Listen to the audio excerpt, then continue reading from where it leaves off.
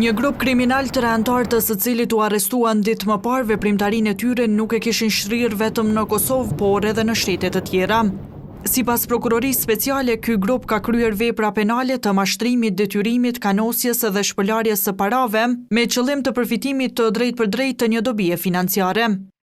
Në kërkesën e paraburgimit, të cilën e ka siguruar televizioni Dugagjini, tregohet se si kishte nisur skema e mashtrimit me anë të shitjes së bitcoinit, por me llogari fiktive.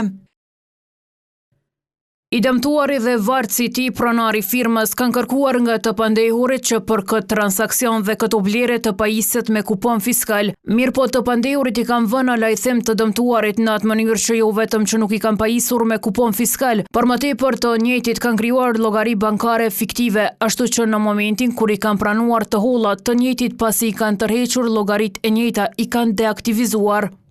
I dëmtuari kur e kishte vërejtur një gjë të tillë kishte kërkuar llogari duke i kërkuar faturat, por ai ishte përballur me dhunë e kërcënime nga të pandehurit.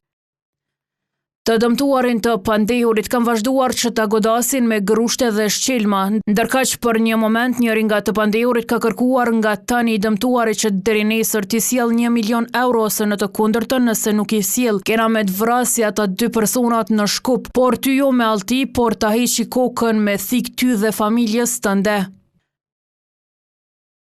Madje njëri nga të dyshuarit kishte krijuar dhe përdorur identitet të rem për realizimin e transaksioneve financiare si pjesë e aktivitetit të shpëlarjes së parave.